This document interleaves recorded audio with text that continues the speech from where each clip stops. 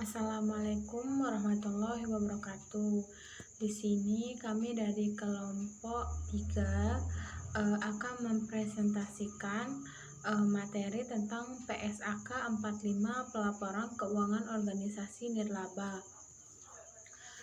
Selanjutnya, saya akan memperkenalkan nama anggota saya sendiri. Pertama, Aprilia Maharani. Yang kedua, yaitu saya sendiri, Baimia Rosdiana. Yang ketiga, ada Pidianatun. Yang keempat, ada Pira Yunia. Yang kelima, ada Dea Kurniasari. Yang selanjutnya, ada submateri yang akan kami bawakan. Yang pertama itu pendahuluan, yang kedua itu pembahasan, yang ketiga PSAK 45 Pelaporan Keuangan Organisasi Nirlaba. Nah, selanjutnya akan dijelaskan oleh teman saya sendiri, Aprilia Maharani. Dipersilahkan. Latar belakang. Karakteristik organisasi nirlaba berbeda dengan organisasi bisnis. Perbedaan utama yang mendasar terletak pada cara organisasi memperoleh sumber daya yang dibutuhkan untuk melakukan berbagai aktivitas operasinya. Organisasi nirlaba memperoleh sumber daya dari sumbangan para anggota dan para penyumbang lain yang tidak mengharapkan imbalan apapun dari organisasi tersebut. Sebagai akibat dari karakteristik tersebut, dalam organisasi nirlaba timbul transaksi tertentu yang jarang atau bahkan tidak pernah terjadi dalam organisasi bisnis, misalnya penerimaan sumbangan. Namun demikian, dalam praktik organisasi nirlaba sering tampil dalam berbagai bentuk sehingga seringkali sulit dibedakan dengan organisasi bisnis pada umumnya. Pada beberapa bentuk organisasi nirlaba, meskipun tidak ada kepemilikan, organisasi tersebut mendanai kebutuhan modalnya dari utang dan kebutuhan operasinya dari pendapatan atas jasa yang diberikan kepada publik. Akibatnya, pengukuran jumlah, saat, dan kepastian aliran pemasukan kas menjadi ukuran kinerja penting bagi para pengguna laporan keuangan organisasi tersebut, seperti kreditur dan pemasok dana lainnya. Organisasi semacam ini memiliki karakteristik yang tidak jauh berbeda dengan organisasi bisnis pada umumnya. Tujuan. Pernyataan ini bertujuan untuk mengatur pelaporan keuangan organisasi nirlaba. Dengan adanya standar pelaporan, diharapkan laporan keuangan organisasi nirlaba dapat lebih mudah dipahami, memiliki relevansi, dan memiliki daya banding yang tinggi. Selanjutnya, ruang lingkup. Pernyataan ini menetapkan informasi dasar tertentu yang harus disajikan dalam laporan keuangan organisasi nirlaba. Hal-hal yang tidak diatur dalam pernyataan standar akuntansi ini harus mengacu kepada pernyataan standar akuntansi yang berlaku umum. Pernyataan ini berlaku bagi laporan keuangan yang disajikan oleh organisasi nirlaba yang memenuhi karakteristik sebagai berikut. Yang pertama, ada sumber daya. Sumber daya entitas berasal dari para penyumbang yang tidak mengharapkan pembayaran kembali atau manfaat ekonomi yang sebanding dengan jumlah sumber daya yang diberikan. Yang kedua, menghasilkan barjas, menghasilkan barang atau jasa tanpa bertujuan memupuk laba, dan kalau suatu entitas menghasilkan laba, maka jumlah tidak pernah dibagikan kepada para pendiri atau pemilik entitas tersebut. Yang ketiga, tidak ada kepemilikan. Tidak ada kepemilikan seperti lazimnya pada organisasi bisnis, dalam arti bahwa kepemilikan dalam organisasi nirlaba tidak dapat dijual, dialihkan, atau ditebus kembali, atau kepemilikan tersebut tidak mencerminkan proporsi pembagian sumber daya entitas pada saat likuidasi atau pembubaran entitas.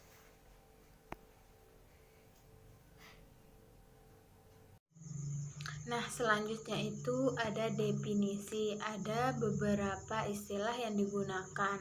Yang pertama itu pembatasan permanen adalah pembatasan penggunaan sumber daya yang ditetapkan oleh penyumbang agar sumber daya tersebut dipertahankan secara permanen. Tetapi organisasi diizinkan untuk menggunakan sebagian atau semua penghasilan atau manfaat ekonomi lainnya yang berasal dari sumber daya tersebut. Nah, contohnya itu bisa kita ambil dari pemerintah yang memberikan anggaran kepada sektor publik. Nah, pemerintah ini bisa kita sebut sebagai pihak penyumbang dan sektor publik ini sebagai pihak yang menerima sumbangan. Nah, karena ada pihak yang menerima dan memberi sumbangan, otomatis ada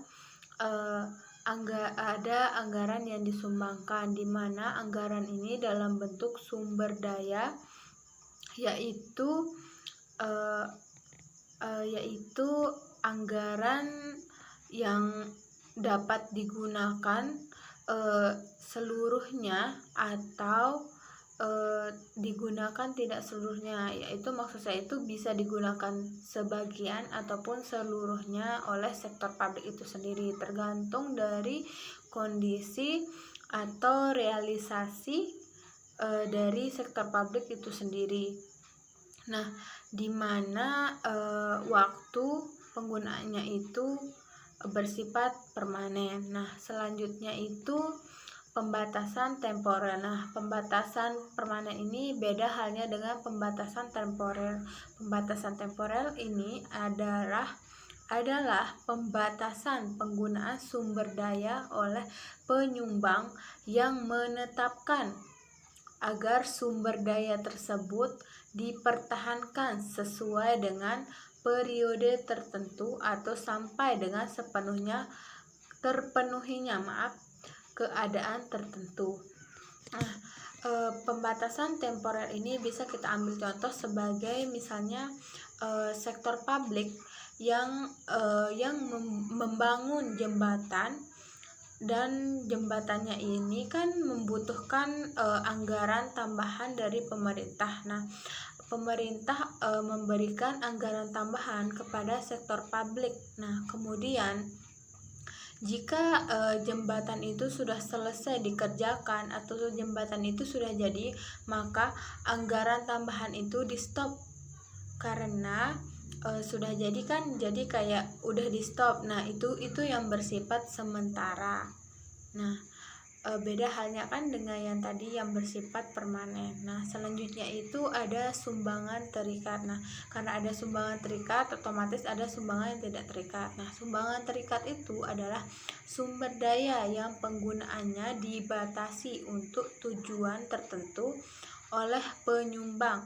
Nah, pembatasan tersebut dapat bersifat permanen atau temporer. Nah, selanjutnya itu sumbangan tidak terikat adalah sumber daya yang penggunaannya tidak dibatasi untuk tujuan tertentu oleh penyumbang. Nah, selanjutnya itu ada tujuan laporan keuangan. Nah, tujuan utama dari laporan keuangan ini adalah menyediakan informasi yang relevan untuk memenuhi kepentingan para penyumbang, anggota organisasi, kreditur, dan pihak lain yang menyediakan sumber daya bagi organisasi nirlaba.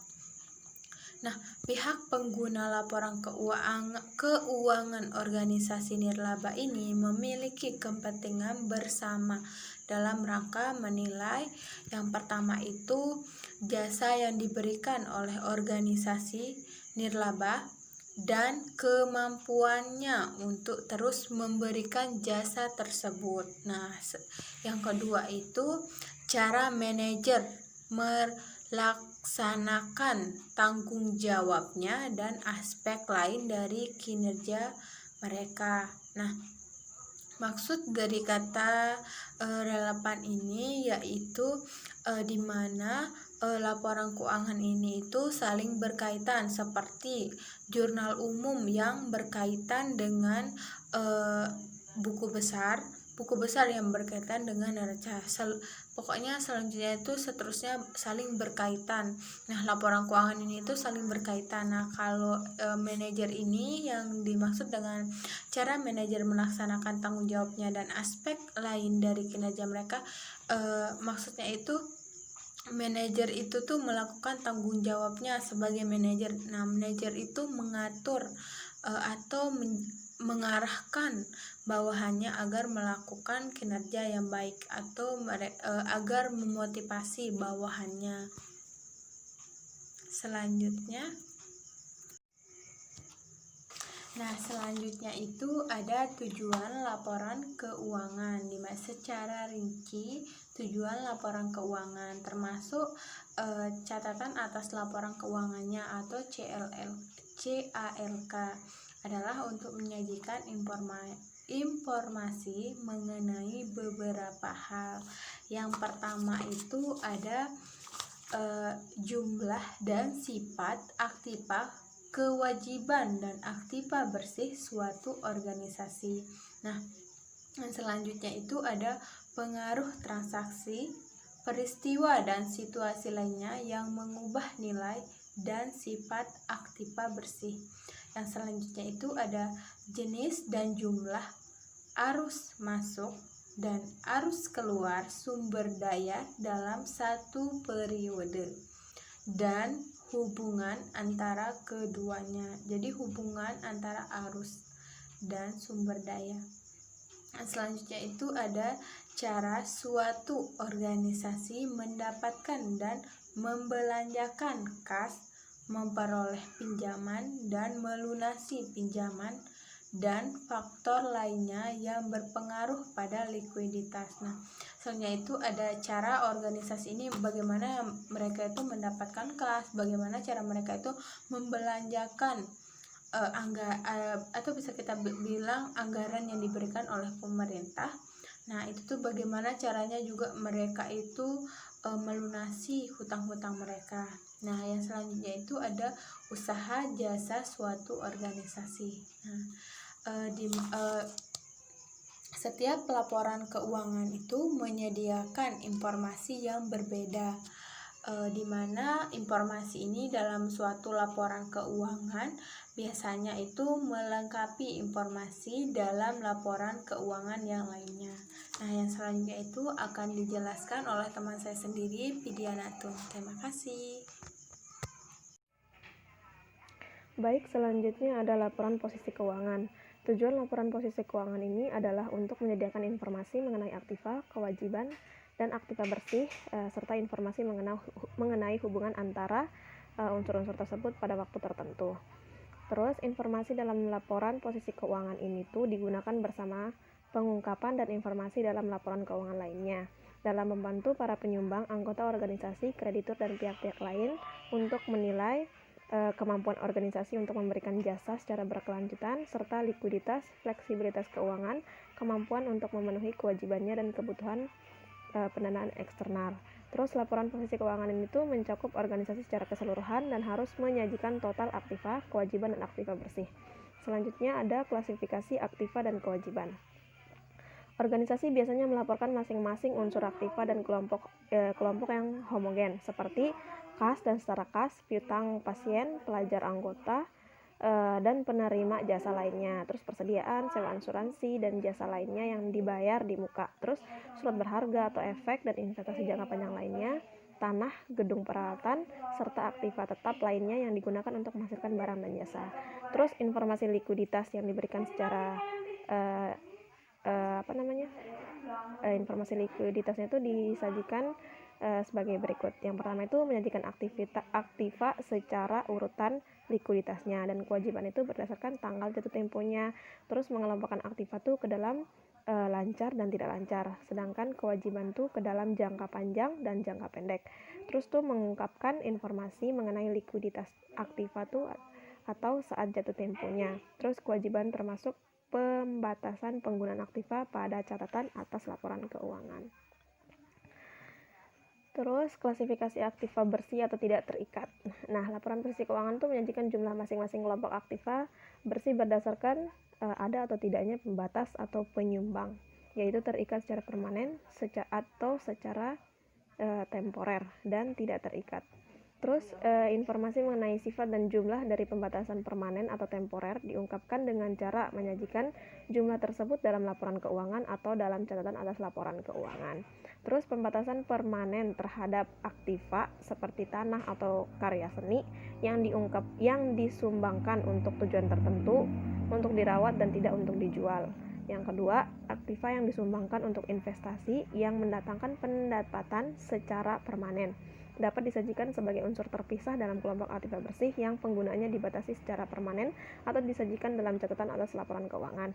Terus pembatasan permanen kelompok kedua tersebut berasal dari hibah atau wakaf dan warisan yang menjadi dana abadi.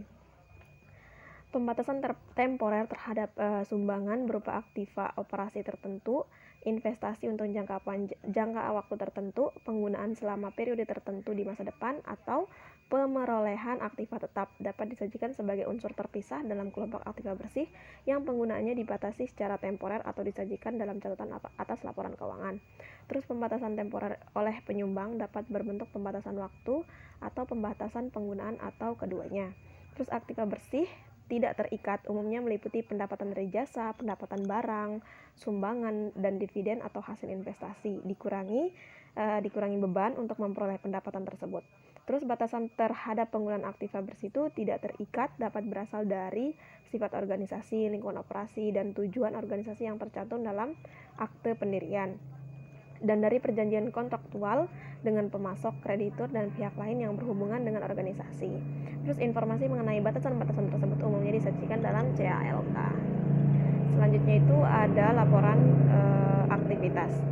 Tujuan laporan aktivitas itu yang pertama, tujuan dari laporan aktivitas itu tujuan utamanya itu adalah untuk menyediakan informasi mengenai perubahan transaksi dan peristiwa lain yang mengubah jumlah dan sifat aktiva bersih. Terus hubungan antara transaksi dan peristiwa lain, bagaimana penggunaan sumber daya dalam pelaksanaan berbagai program atau jasa, informasi dalam laporan aktivitas yang digunakan bersama dengan pengungkapan informasi dalam laporan keuangan lainnya.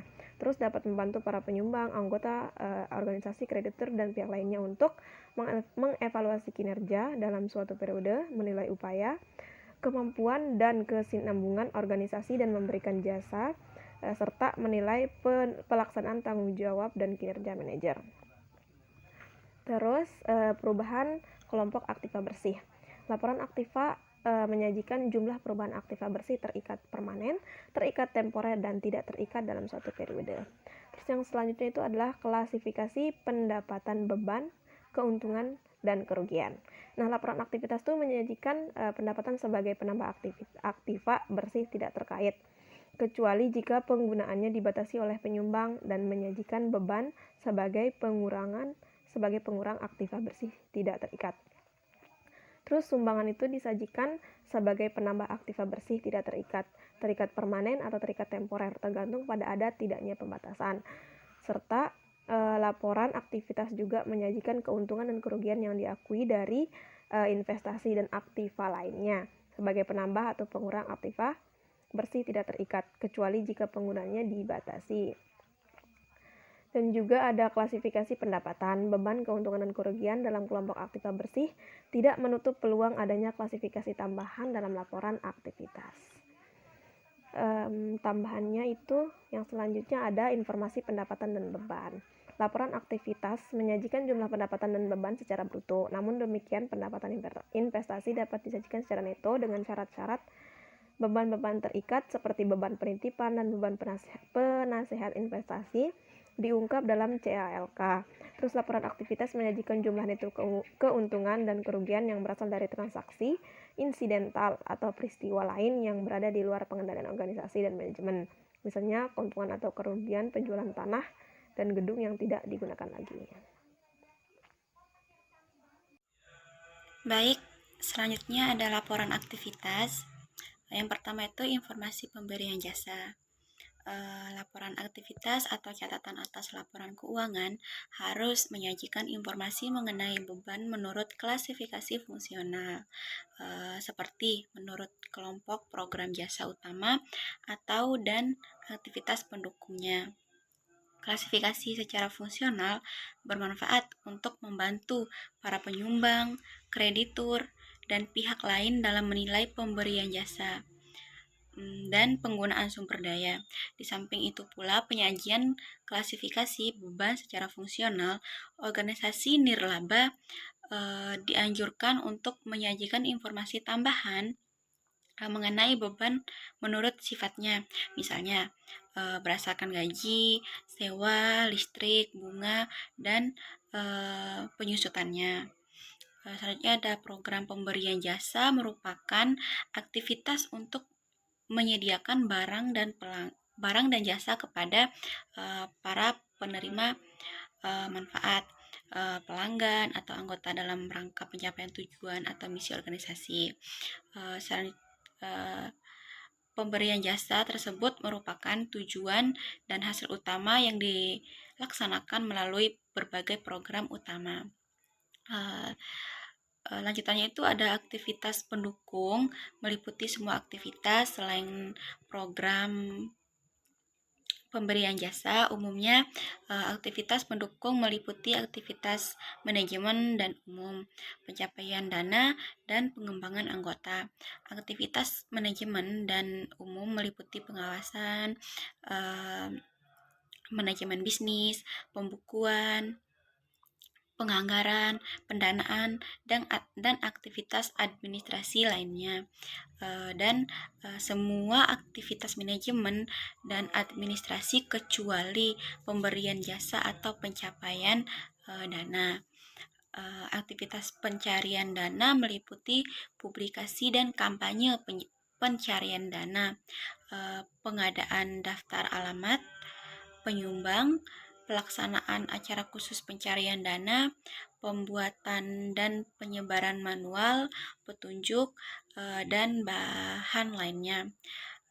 Dan yang kedua itu pelaksanaan aktivitas lain dalam rangka pencarian dana dan individu, yayasan, pemerintah, dan lain-lain. Aktivitas ini mengembangkan anggota, meliputi pencarian anggota baru dan pengumpulan iuran anggota, hubungan, dan aktivitas yang sejenis. Selanjutnya ada laporan arus kas. Di sini ada tujuan dari laporan arus kas, yaitu menyajikan informasi mengenai penerimaan dan pengeluaran kas dalam satu periode. Terus yang kedua itu ada klasifikasi penerimaan dan pengeluaran kas. Jadi laporan arus kas disajikan sesuai PSAK 2 tentang laporan arus kas dengan tambahan berikut ini. Yang pertama itu aktivitas pendanaan. Aktivitas pendanaan ini terdiri dari penerimaan kas dari penyumbang yang penggunaannya dibatasi untuk jangka panjang. Terus yang kedua penerimaan kas dari sumbangan dan penghasilan investasi yang penggunaannya dibatasi untuk pemerolehan, pembangunan, dan pemeliharaan aktiva tetap atau peningkatan dana abadi atau endowment. Yang ketiga ada bunga dan dividen yang dibatasi penggunaannya untuk jangka panjang. Terus yang kedua ada pengungkapan informasi mengenai aktivitas investasi dan pendanaan non-kas, yaitu sumbangan berupa bangunan atau aktivitas investasi. Selanjutnya ada laporan keuangan organisasi nirlaba, meliputi laporan posisi keuangan pada akhir periode pelaporan aktivitas, serta laporan arus kas untuk suatu periode pelaporan dan catatan atas laporan keuangan. PSAK nomor 45 tentang pelaporan keuangan organisasi nirlaba. Selanjutnya akan dijelaskan oleh teman kita, Kak Dia. Terima kasih.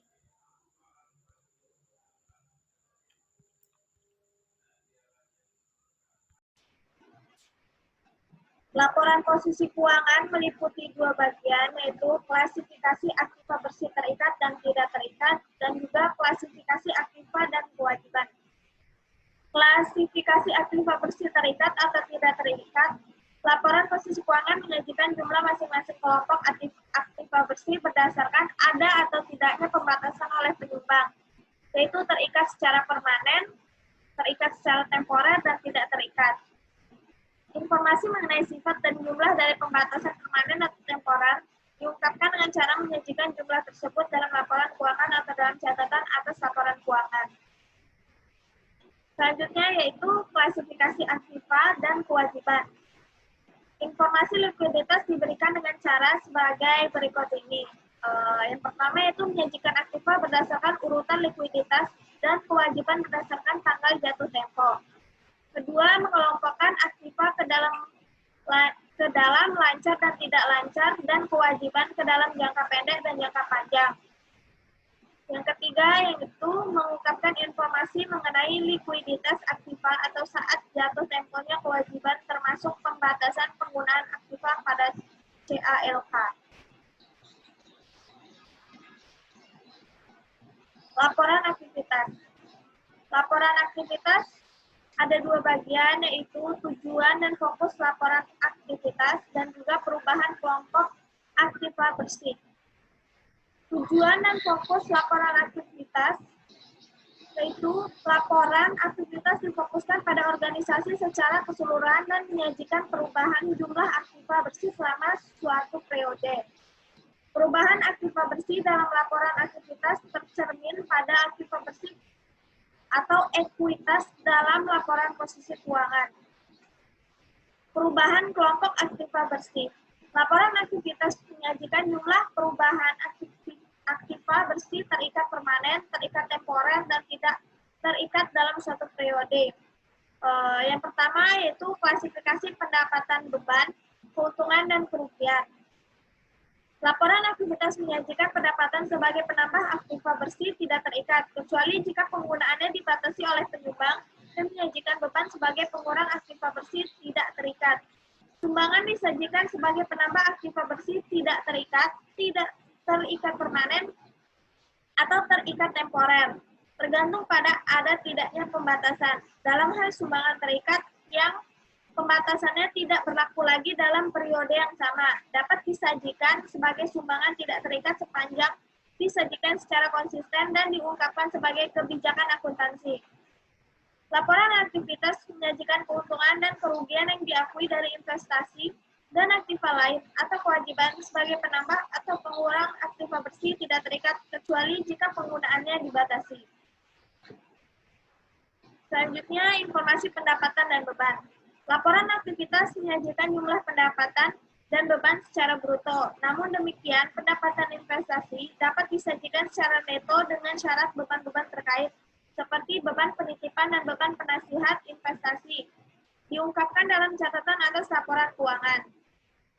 Dan yang terakhir yaitu informasi pemberian jasa. Laporan aktivitas atau catatan atas laporan keuangan harus menyajikan informasi mengenai beban menurut klasifikasi fungsional, seperti menurut kelompok program jasa utama dan aktivitas pendukung. Laporan arus kas. Tujuan laporan arus kas. Tujuan utama laporan arus kas adalah menyajikan informasi mengenai penerimaan dan pengeluaran kas dalam suatu periode. Klasifikasi penerimaan dan pengeluaran kas 4. Laporan arus kas disajikan sesuai PSAK 2 tentang laporan arus kas dengan tambahan berikut ini. Aktivitas pendanaan. Yang pertama, penerimaan kas dari penyumbang yang penggunaannya dibatasi untuk jangka panjang. 2. Penerimaan kas dari sumbangan dan penghasilan investasi yang penggunaannya dibatasi untuk pemerolehan, pembangunan, dan pemeliharaan aktiva tetap atau peningkatan dana abadi, yaitu atau endowment. Terakhir, bunga dan dividen yang dibatasi penggunaannya untuk jangka panjang. Pengungkapan informasi mengenai aktivitas investasi dan pendanaan non-kas, sumbangan berupa bangunan atau aktiva investasi.